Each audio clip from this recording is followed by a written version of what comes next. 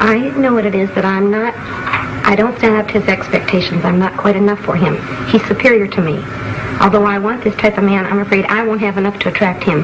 Well, that's the first part of the sentence, and that might be a true one, because maybe he could be superior to you in some ways. Maybe he wouldn't be attracted to you, but that would never upset you if you were only saying that. I think he may be superior to me. Now, you're adding a second sentence to that, which is, if this is so, that would be awful.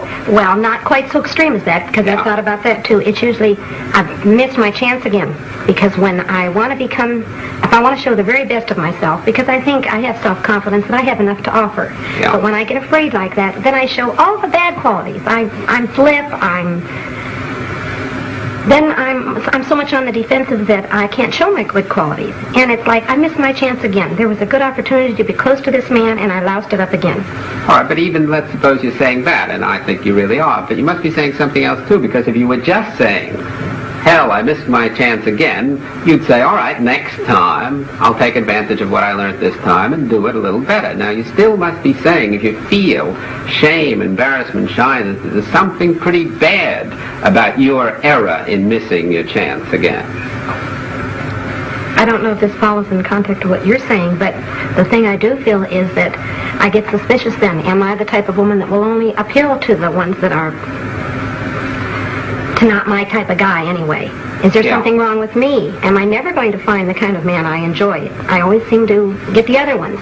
All right, now you're getting closer to what I'm talking about, because you're really saying, if I am this type of woman that none of these good, eligible males are going to appeal to, then that would be awful. I'd never get what I want, and that would really be something frightful, isn't Plus, it? I don't like thinking of myself that way. I want to put myself on a higher standard. I don't like to think that I may be just an average Jane Doe. But let's just suppose, for the sake of argument at the moment, that that were so. All right. That you were an average Jane Doe. Now, would that be so terrible? It would be inconvenient. It would be unpleasant. You wouldn't want it. But would you get an emotion like shyness, embarrassment, shame out of just believing that maybe I'm going to end up like Jane Doe? I don't know. Well, I don't think you could, because you still would have to be saying on some level, as I think you've just said, and it would be very bad. It would be terrible. I would be a no-goodnik if I were just Jane Doe. I'd never get what I want. If I were just a Jane Doe, and if I'd have to accept that, I'd never get what I want, and I don't want to live the rest of my life with just icky men. Well, it's not necessarily so that you'd never. You really mean your chances would be reduced, because we know some icky girls who get some splendid men, don't we? Right. You see, so you're generalizing there. You're saying it probably would be that I'd have a more difficult time, but then you're jumping to, therefore, I'd never get it all. You see the catastrophizing there that you jump to. Yes, but it feels that way to me at the time. It seems like forever. That's right, but isn't that a vote of non-confidence in you?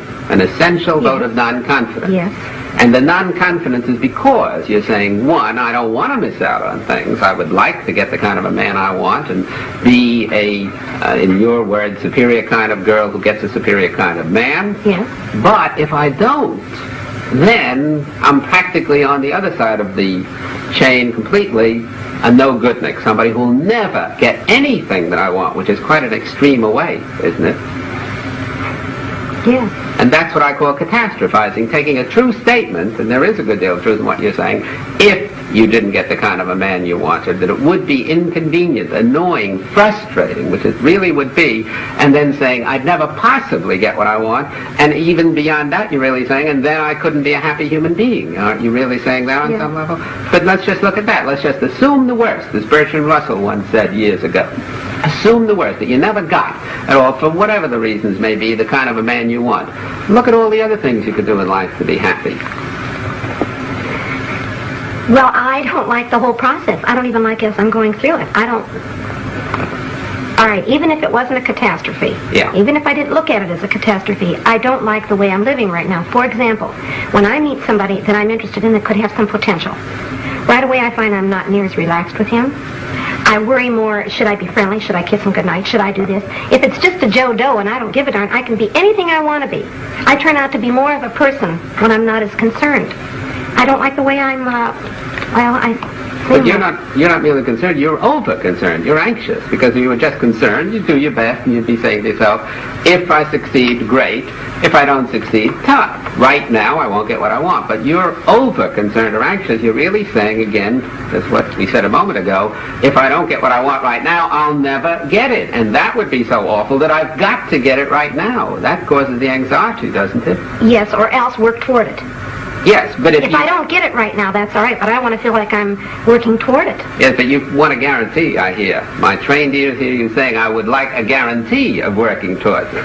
And there are no certainties from guarantees. No, Dr. Ellis, I don't know why I'm coming out that way. What I really mean is, I want a step toward working toward it. Well, what's stopping you?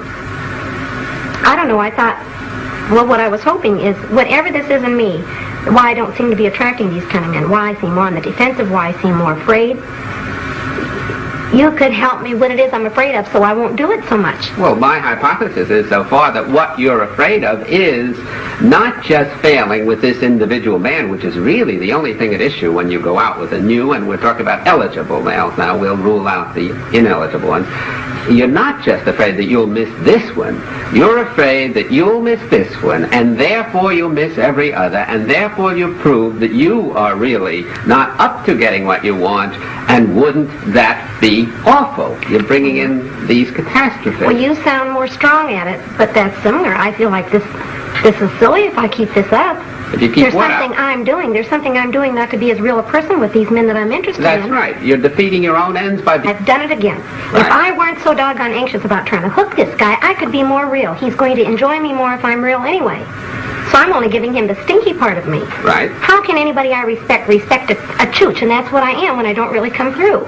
But look how you just devalued yourself. Let's just suppose, for the sake of argument, you kept giving the stinky part of you. Right. A human being, another person who's trying to get interested in you, might not like these attributes, these characteristics of you, but I don't think he's going to despise you as a person, which you are really doing. I'm harder on myself than I think That's he is. exactly he the just point. doesn't like me. There's not enough to me. Right, and I say before, if people just didn't like you and you went through enough of them, and it would be hard to go through enough, but it would be possible, you'd eventually find one who did like you and whom you like. But as long as you devalue yourself personally in your own eyes, you complicate the problem enormously, and you're not focusing on how can I be myself, change the traits.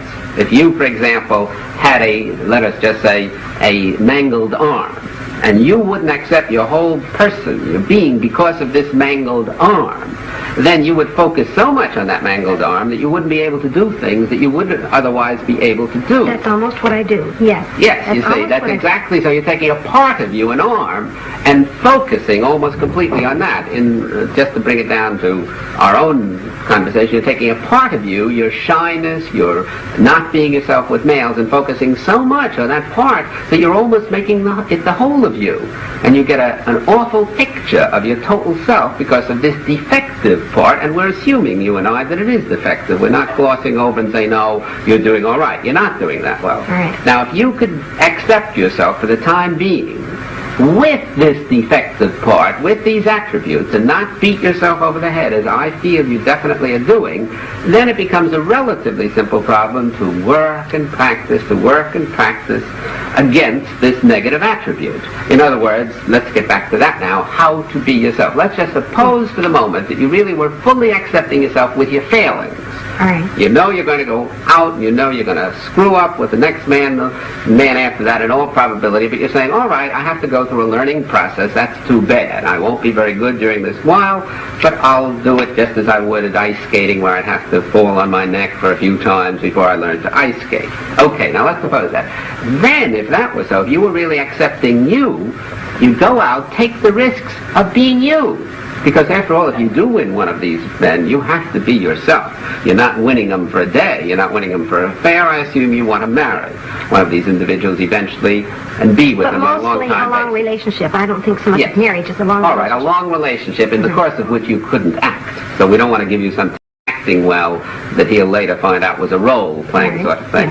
So you have to eventually be yourself.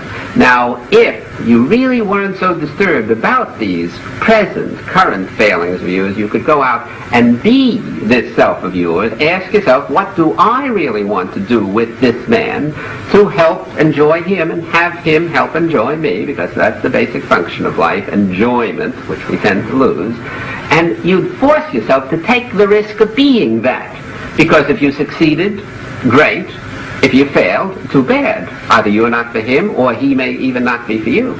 Because don't forget, you said before, when these men reject you, you assume right away, it must be my doing and my fault. You know, they may not be your cup of tea, and you may not be their cup of tea, and it's nobody's fault.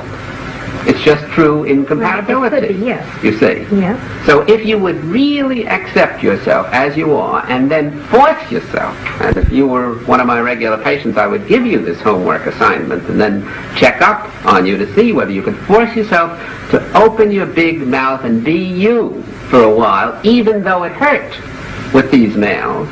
You would find that you would start being yourself and gradually lopping off these inefficiencies, which incidentally are the result of not being you, but watching yourself from the outside while you're trying to be you, which is almost impossible, because you can't spy on yourself and still be yourself very well at the same time. No, but it would become like a habit. After a while, if you took the risks and forced yourself to, as I said, open your big mouth, and even though you thought, maybe it'll come out badly, maybe he won't like me, maybe I'll lose him completely, and so on and so forth, then you'd start swinging in the groove and being what you want to be, and I would almost guarantee that you'd become more practiced and less inefficient, especially in terms of the shyness, because you wouldn't be focusing on, oh my God, isn't this awful how bad I am? You would be focusing on what a nice individual this is, and how can I enjoy him, which is the focus. Well, usually my focus is the opposite way. Right. How can I be more attractive to him, and how can he be pleased by me? Because underneath, if I am not, then I cannot enjoy myself. I refuse to accept myself unless I attract and win this good individual. Isn't that what you basically say? Yes, and I even go further, Dr. Ellis, when there is one of these men I come in contact with, and I find that I want to cultivate more of a relationship. Well, if he accepts me and we're going along pretty great, I find myself constantly on the defensive, constantly watching the way I sit, not drinking too much, the whole time, instead of just relaxing and saying he'll either like me or he doesn't. Emotion psychotherapy, you're giving a very good illustration of why other directedness doesn't pay. Because if you really are defining yourself in terms of others' estimation of you, then even when you're ahead of the game and you're winning them, you have to be saying to yourself, will I win him today? Will I win him tomorrow? Will I keep winning him? And you're always focused on, am I doing the thing to please him? And you never are yourself. You never have a self. While if you're saying, what do I want to do in life? There must be some human beings who would like me the way I am. Let's see if this is one of those human beings. Then that's the only way, isn't it, that you can be. You see?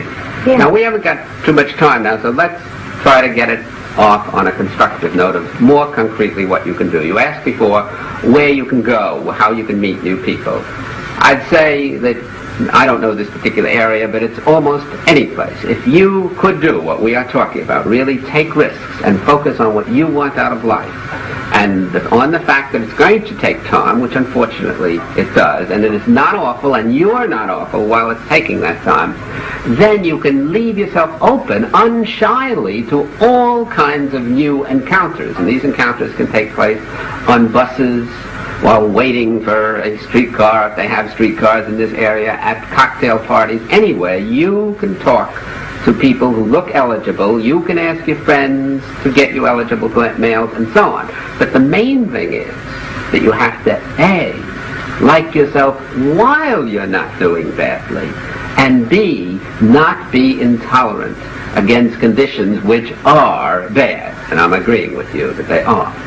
Now, as I said, I would give you, if you were a patient of mine, the homework assignment of deliberately, very deliberately, going out and getting yourself into trouble. In other words, taking the most eligible males you can find at the moment and forcing yourself, risking yourself to be you.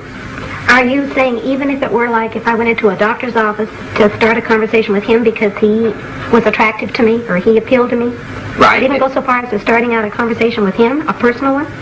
Why not? If he's an eligible individual, any kind of an eligible individual. Well, I know you accept that, but that seems awfully brazen or something. Well, let's suppose it is brazen. What have you got to lose? The worst he can do is reject you, and you don't have to reject you if you were thinking along the lines that we've been 25 minutes or so.